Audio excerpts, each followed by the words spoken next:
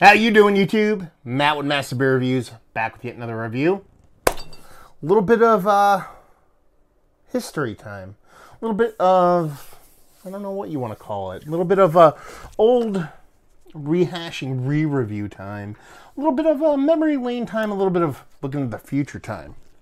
In the form of Draai Laag Brewing's Haviken. Okay. What are we doing here? We're reviewing a beer. It's Haviken. It's from Draai Laag Brewing. If you've watched the bulk of my reviews, you know who Draai Laag is. They're one of my favorite breweries. And this is actually the first beer I ever reviewed from them. It was right around my 100th beer review 3 or 4 years ago. And not only was this the first beer I reviewed by them, this is the first beer I reviewed by them. This is the same year, same everything. That is about that beer. So it's kind of cool to kind of rehash and go back to a beer this many years later. Come from this, I don't know if they come from the same exact batch or whatever, but they're from the same exact time when that beer was procured. This one comes from different avenues, but the first one was actually given to me by my buddy Joe, his actual beautiful girlfriend Amanda. She gave me one. I hooked her up with a little bit of kind of body piercing stuff that I used to do back in the day, and she kind of gifted this to me. And well, not this one, but the one I reviewed. And it's going to be a long review, so skip ahead if you don't want to hear the backstory, but you should because it's fun. And she gave me this beer, and I reviewed it, and I was like, holy shit, who is this brewery making these kind of beers in Pennsylvania? And kind of just, I dug it. I don't think it blew me away. I didn't go back and watch the review. I'm going based off of memory. And it didn't blow me away, but I was really interested about what they were doing. And I think I reviewed another one of their beers not too long after that. I ended up finding one, I believe it was their Gudendock. And I did that, and then shortly after that, I just get a random email saying, do you have a phone number? And I'm like, okay, who's this? And I'm not being the owner and brewer of Draai Laag. And he ended up calling me. We talked for a very long time. Ended up just kind of striking up a relationship. Went out and visit him at the brewery. Ended up interviewing him. You go back in my reviews and see what the interview I did with him, Dennis Hawk from Draai Laag, and just from there, just kind of kicked it. You know what I mean? Text back and forth, stuff like that. Fast forward to today. Well, not today, but a couple days ago for me, yesterday. Out of nowhere, they decide that they want to change their name. They're going to change their name from Draai Laag Brewing to Strange Roots Experimental Ales. There's a bunch of reasons behind it, but you know, it's kind of odd for a brewery to kind of step up and kind of change their name, especially that they've garnered so much goodwill with the name that they have. Listen, when I started reviewing Draai Laag, one of the reasons why Dennis kind of reached out to me is because, like, he told me, he's like, you get it. You know what I mean? Not a lot of people get it, especially not out here in Pittsburgh way, and that's because I love these yeast-driven beers. And he ends up going from that to ends up being distributed by Shelton Brothers, stuff like that. So he ended up making this great name for himself. But he's decided that he kind of wants to rebrand the brewery and just kind of make it so they're not as pigeonholed in the Draai Laag-y kind of, I don't know what the word I'm looking for is, perception they've been kind of pigeonholed in, for lack of a better term. These are my words, not his, by the way.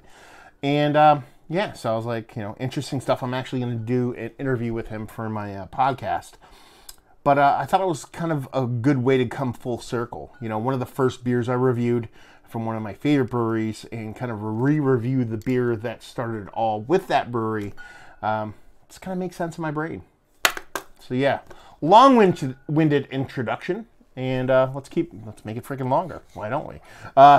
What does it say on here? It says Haviken. It's ale aged on lees, bottled with Brettanomyces. You're talking about a yeast-driven, bottle-conditioned beer with Brett, 7.4% alcohol by volume, and I think that's it. I don't think there's any bottling date. I don't think they do the bottling date thing. This is an old-ass bottle. I dig the label. Super old and ghetto. They've rebranded since then. The whole Haviken label is quite a bit different nowadays, but you can see it's kind of rough around our edges. This bottle's been tossed around and kind of kept for a very long time, so I really dig it. Let's put it that way. So, yeah. Just want to look at it a little bit. Anyway, let's crack into it, see what she's got. Yeah.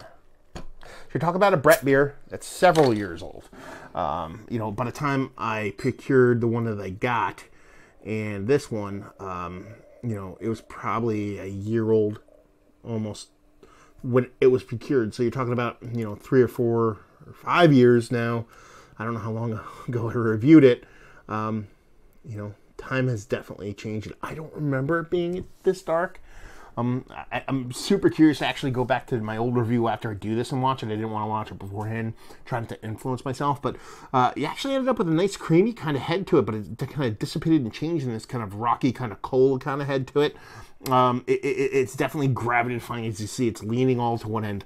It's got a rich kind of, again, coal-like vibe to it. It kind of looks like coal in a glass.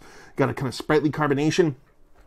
And all around, just soda vibes, cola vibes throughout the whole thing. So yeah, let's see what she has on the nose.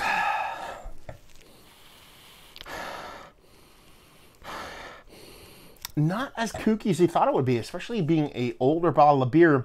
You figured with the Brett being in there, being that it's aged on its bits and pieces and all that stuff, and it being, not a huge ABV beer, but big enough to kind of hold on to its own, it's kind of turn into something a bit more funky, for lack of a better term, but it's not really funky on the nose. It's more kind of soft. Again, I keep saying cola vibes in here. I'm getting a cola look to it. I'm getting a cola head to it, and I'm actually getting a little bit of a cola nose. I'm getting a semi-sweet kind of caramel with a little bit of a kind of peppery spiciness to it. But it's kind of like, just a soft, almost like a low ABV barley wine mixed with soda. I know that sounds kind of weird to say nose-wise, but that's kind of what I'm getting here. So, yeah. She looks cool. She looks interesting. Let's taste her. See what she's got.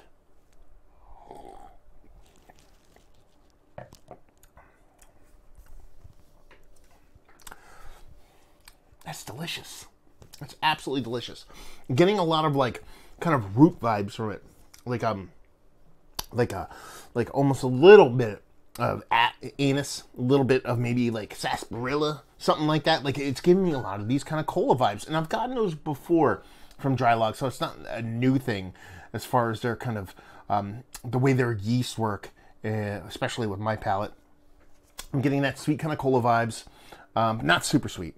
It's not, I shouldn't go that way. I shouldn't say sweet cola vibes. I'm getting cola vibes that the beer is slightly sweet, not necessarily as sweet as what you would think from a soda.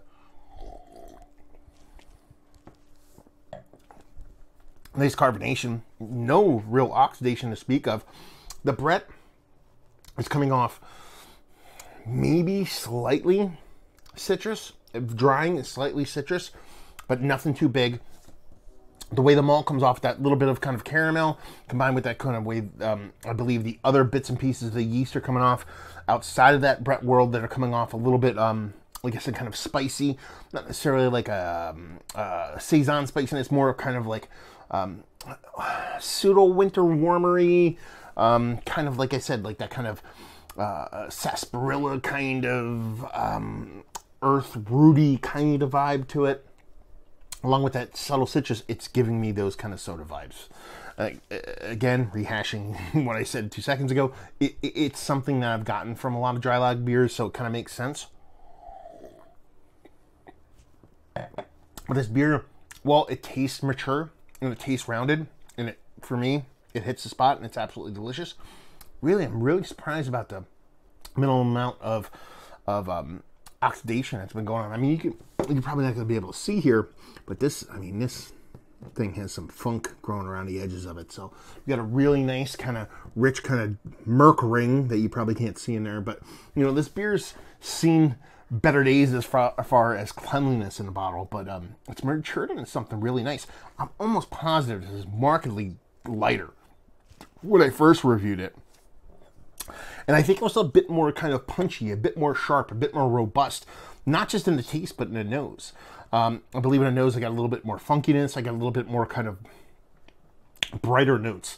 In the taste, I believe, again, going off memory, I got much the same thing. And here I'm getting a much more rounded, much more mature, much more aged kind of beer. Now, with the whole kind of Brett thing, and you're aging it on the whole bits and pieces of everything else that's going on in the beer, because I believe it's not just Brett, it's a bit of his own kind of wild yeast combined with just a Brett pitch.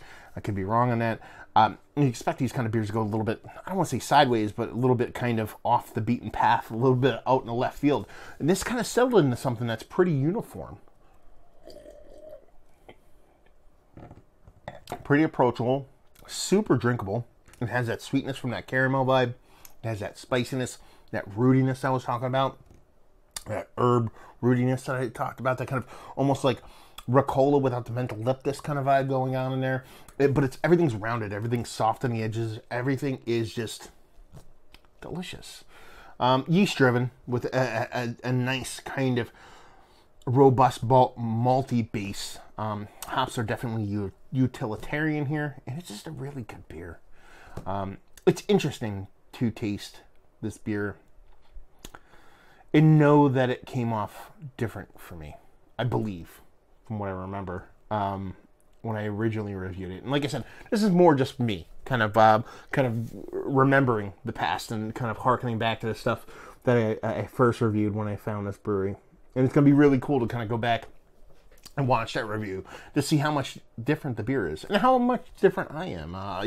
The beer changes, but also our palates change. So for me to kind of go in this beer expecting to taste much the same thing is silly from a couple different avenues. So all in all, it's a fantastic brewery. So, and fantastic beer. So let's talk about it. Is this one of the better aged yeast-driven beers I've had as of late? Sure. It's not blowing me away with like flavor, but what it's blowing me away with is kind of a beautiful kind of roundness and a super drinkability, and how it's aged without having much negative as far as off flavor and taste and oxidation is absolutely fantastic. Value and availability. These beers are still like $8 a bottle for like a bomber. That does not suck. Availability, that's where it kind of sucks because Draai Laag is going away. Did I even mention they're going to become Strange Roots? I did mention that actually. Strange Roots experimental ales. So they're going the way of the dodo bird. So that in of itself is going to make it hard to kind of find. But you're still going to be able to find them, especially in the PA area, because this stuff will sit on shelves because it's not hops. And leave you with, if you like what we like this. If you like good beer. That's all I'm going to say. I'm not going to go anything beyond that because this is good beer. It's one of the reasons why I fell in love with what Dennis does down there in Draai Laag now, Strange Roots. It's my kind of beer. And not all his beers have been home runs for me. I mean, you can watch all the reviews I've done. I've not been glowing with everything he's ever come out with. But it's the way he approaches beer in general. And the stuff he produces just really tickles me pink. So, man, it's been a fun journey. I can't wait to see the stuff that he does moving forward. Obviously, the changeover allows him to do stuff that, I don't know, for lack of a better word, that he wouldn't have done before or he couldn't have done before. Not that you can't do anything you don't want to. But, yeah, it's been a fun journey, and I can't wait to see where it goes from here. So, if you guys never had Draai Laag, seek it out. If you see it on the shelf, pick it up, especially if you like yeast-driven beers.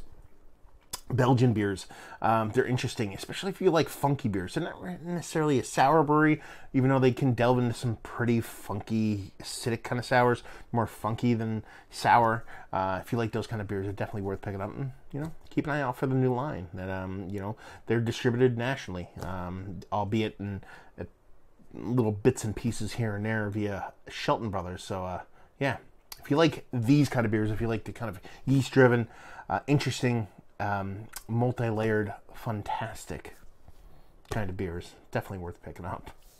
So there you go. A little re-review in the books. A little long-winded, a little kind of waxing poetic on old school memories, but you get the gist.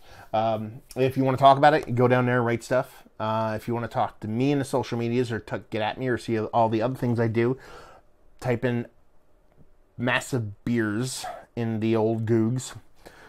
Flip that around, type in Beer Massif, M-A-S-S-I-F, in the Googs too, and you can find me in the podcasting realm where I will be doing a interview with Dennis. By the time you see this, it probably won't be up, but in the coming weeks, you'll see it. And there you go. Another review down. So hopefully you guys enjoyed the review. Hopefully you're liking a little bit of Draai Laag right now, and hopefully see you next time. Cheers.